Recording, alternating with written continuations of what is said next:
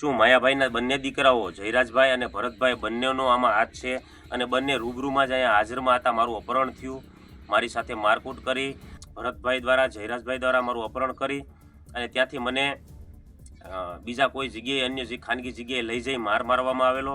ત્યારબાદ મને લોંગિયા અને ખુટવડાના સીમાડા ઉપર ફેંકી દેવામાં આવેલો. નમસ્કાર મિત્રો, બગદાણા બબાલમાં જે સૌથી ચર્ચિત નામ રહ્યું જયરાજ આહિર, જયરાજ માયાભાઈ આહિર, તેમની આગળ પાછળ વિવાદ જે છે હજી રૂકવાનું નામ નથી લઈ રહ્યો.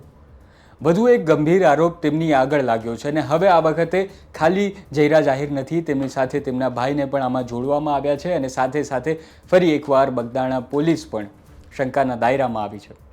એક વ્યક્તિ છે જે નાના ખુટવડામાં રહે છે, તેમનું નામ છે દિલીપ સરવૈયા. તેમણે એક વિડીયો બનાવ્યો. આ વિડીયોમાં તેમણે કાગળના પુરાવાઓ રજૂ કર્યા અને તેમણે કહ્યું છે કે 2023ની આ ઘટના છે ને તેમનું જે ઘર છે તે તોડી નાખવામાં આવ્યું, તેમનું અપહરણ પણ કરવામાં આવ્યું અને આ બધામાં પોલીસ હાજર હતી, જયરાજ આહિર હાજર હતા અને તેમના ભાઈ પણ હાજર હતા તેવું તેઓ આ વિડીયોમાં જણાવી રહ્યા છે. જો આ વ્યક્તિ સાચું કહી રહી છે તો ઘણા બધા સવાલો છે, ઘણા બધા આરોપો છે અને હવે આગળ શું થશે તે જોવું રહ્યું. એ પહેલાં જાણીએ દિલીપ સરવૈયા શું કહે છે.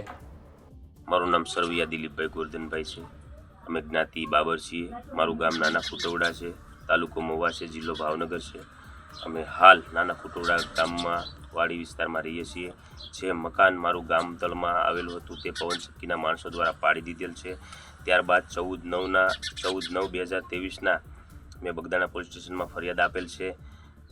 ત્યારબાદ વખતો વખત તમામ કચેરીઓમાં મેં અલગ અલગ રાષ્ટ્રપતિથી લઈ અને બગદાણાના પોલીસ સ્ટેશન સુધી તમામ જગ્યાએ અરજીઓ કરેલ છે. ત્યારબાદ 25/9/2023ની જે મારી અરજી છે તે જ મારી ફરિયાદ છે એવું બગદાણા પોલીસ સ્ટેશનને જણાવેલ હોવા છતાં બગદાણા પોલીસ સ્ટેશનમાં કોઈ જ ફરિયાદ દાખલ કરવામાં નથી આવી. ત્યારબાદ 2/10/2023ના અજાણ્યા શખ્સો વિરુદ્ધ વ્યાસ સાહેબ દ્વારા જે એફઆઈઆર દાખલ કરવામાં આવી છે તે એફઆઈઆરના અનુસંધાને અમને છેલ્લા ઘણા દિવસો સુધી અલગ અલગ બોલાવી બેસાડીને અલગ અલગ અમારી વિરુદ્ધ આટીઘૂટીવાળા પ્રશ્નો કરી અને અજાણ્યા વિરુદ્ધ ફરિયાદ દાખલ કરેલ છે. અમે તમામ તથ્યો, તમામ વ્યક્તિઓના નામજોગ, તમામ પુરાવાઓ, તમામ સીસીટીવી ફૂટેજ, તમામ રેકોર્ડિંગો આપ્યા હોવા છતાં વ્યાસ સાહેબ દ્વારા અજાણ્યા વિરુદ્ધ ફરિયાદ દાખલ થઈ. ત્યારબાદ તારીખ 1/10/2023 માનનીય સૌરાષ્ટ્ર રેન્જ આઈજી સાહેબ જુનાગઢ, શ્રી નિલેશભાઈ ઝાંઝડિયા સાહેબની કચેરી જુનાગઢ, માનનીય ડીએસપી સાહેબ ભાવનગર, માનનીય ડીવાયએસપી સાહેબ મહુવા જે સર્વે સાહેબ હતા તેમને પણ મેં મારી ફરિયાદ દાખલ કરેલી છે કે સાહેબ બગદાણા પોલીસ સ્ટેશનમાં આજ સુધીમાં મારી કોઈ હું જે કહું છું તે પ્રમાણે ફરિયાદ લેતા નથી અને મારી વિરુદ્ધમાં ઉલટ તપાસ કરે છે. મને 8-8 દિવસ સુધી અલગ અલગ બેસાડી રાખવામાં આવે છે. મોડી રાત સુધી બોલાવીને અલગ અલગ નિવેદનો લેવામાં આવે છે અને ભાંગતોડ કરીને હું જે લખાવું છું તે મુજબ તે લોકો લખતા નથી અને મારી આ કેસની જે કાંઈ તપાસ છે તે કોઈ સક્ષમ અધિકારીને સોંપો એવું મેં સાહેબને લેખિતમાં અને મૌખિકમાં રજૂઆત અને ફરિયાદ દાખલ કરેલ છે. જે ફરિયાદની તારીખ છે 1/10/2023. ત્યારબાદ મારી પાસેથી 23 નવેમ્બર 2023ના અને 24 નવેમ્બર 2023ના અલગ અલગ બગદાણા પોલીસ સ્ટેશનના જમાદારો અને બગદાણા પોલીસ સ્ટેશનના પીએસઆઈ વ્યાસ સાહેબ દ્વારા ખાનગી વાહનમાં લઈ જઈ મને એવું જણાવેલ કે તમે જે રજૂઆત સર્વે સાહેબને કરી છે તેના માટે મહુવા જવાનું હોય તમે ખાનગી વાહનમાં આવી જાઓ અને ખાનગી વાહન મોકલી અમને ત્યાં લઈ જઈ અલગ અલગ 23 નવેમ્બર 24 નવેમ્બર 2023 આ બંને દિવસ અલગ અલગ અમારા પાસેથી સમાધાનો લખાવી લીધેલા, બરોબર, અને અમને વાંચવા પણ નહીં આપેલા, ખાલી સહીઓ કરાવી લીધેલી કે આ એગ્રીમેન્ટો છે, તમારું નુકસાની તમને અપાવી દઈશું, આમ અપાવી દઈશું, એવો બધા ખોટા ભાષણો કરી અમારી પાસેથી સહી લઈ લીધેલ છે. ત્યારબાદ 29/10/2023ના રોજ અમે એસપી સાહેબ ભાવનગર અમારી આખી જે કાંઈ ઘટના છે તેની આખી હકીકત ઘટના અરજીના માધ્યમથી ફરિયાદ દાખલ કરાવવા માટે જિલ્લા પોલીસ વડા એસપી સાહેબ ભાવનગરને સોંપેલ છે, ડીવાયએસપી સાહેબ મહુવાને સોંપેલ છે અને પીએસઆઈ સાહેબ બગદાણાને પણ સોંપેલ છે. તેની તારીખ છે 29/10/2023. ત્યારબાદ બગદાણા પોલીસ સ્ટેશન દ્વારા અમને ધાકધમકીઓ આપી અને અમારી સાથે ગેરવર્તન કરેલ છે અને અત્યાર સુધીમાં કોઈ પણ જાતની નામજોગ ફરિયાદ દાખલ કરેલ નથી.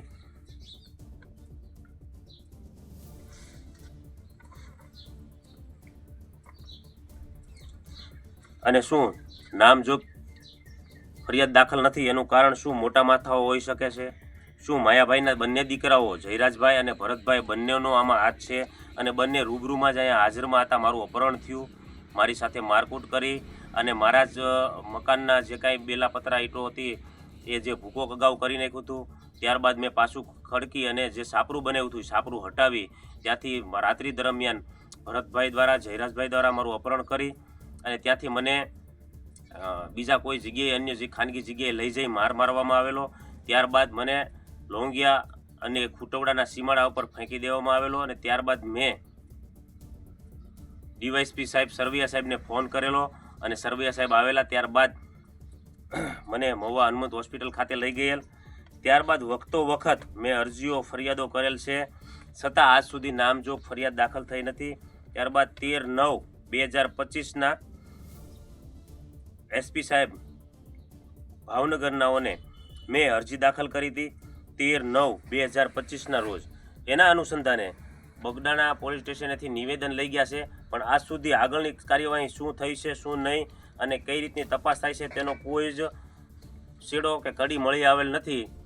જેથી મારું આપ સૌ મીડિયા મિત્રોને નમ્ર અરજ છે, 18 વરણને મારી નમ્ર અરજ છે કે મારી હારે જે કંઈ ઘટના બની છે તે સત્ય અને હકીકત છે. આ લોકો દ્વારા જે આવો અન્યાય કરવામાં આવ્યો છે, આ લોકો દ્વારા મારકૂટ કરવામાં આવી છે, મારું આખું મકાન તોડી પાડી નાખવામાં આવેલું છે, છતાંય જે પોલીસ દ્વારા 23 નવેમ્બર અને 24 નવેમ્બર 2023ના બંને જે સોગંદનામો મારી પાસેથી અલગ અલગ મારી એફઆઈઆર દાખલ કરાવવાના નામે રાત્રિના અમને લઈ ગયેલ અને ખાનગી વાહનો દ્વારા લઈ ગયેલ અને તેમાં આ લોકો ખાનગી વાહનોમાં જ આ બધા ષડયંત્રો રચી આવા બધા જે કાંઈ કાગળ કરાર કરતા હોય, સહી સિક્કા કરતા હોય તેવા માણસોને સાથે રાખી આવા ખોટા કામો કરી ગયેલ છે. ત્યારબાદ પણ મેં વખતો વખત અરજીઓ કરેલી છે અને મારી તમામ મીડિયા મિત્રોને એટલી નમ્ર વિનંતી છે કે મારી પાસે સીસીટીવી ફૂટેજ, તમામ ઓડિયો રેકોર્ડિંગો, તમામ ફૂટેજો, તમામ પુરાવાઓ હોવા છતાં આજ દિન સુધી નામજોગ ફરિયાદ દાખલ નથી થઈ અને અત્યાર સુધીમાં જે કાંઈ તપાસ કરી હોય તેના મને કોઈ કાગળો આપવામાં નથી આવ્યા. આરટીઆઈ કરીને મેં માગેલા કાગળો પણ ભાંગતોડ કરીને મને આપવામાં આવેલા છે કે અમુક કાગળો તમને અમે ન આપી શકીએ ને આમ છે ને તેમ છે.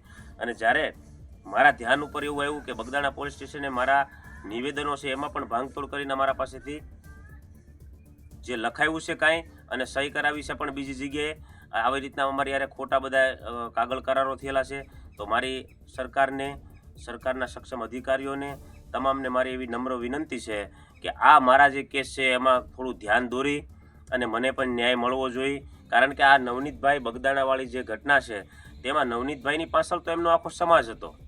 તો હું એકલો માણસ પડું છું, હું બાબર જ્ઞાતિમાંથી આવું છું, હું અમારી સમાજ નાનો છે, તો શું અમને ન્યાય ન મળે? માટે 18 વરણને હું નમ્ર વિનંતી કરું છું કે મને ન્યાય અપાવવા માટે આપ સૌ પોતપોતાનું યોગદાન આપશો. જય હિન્દ, જય ભારત.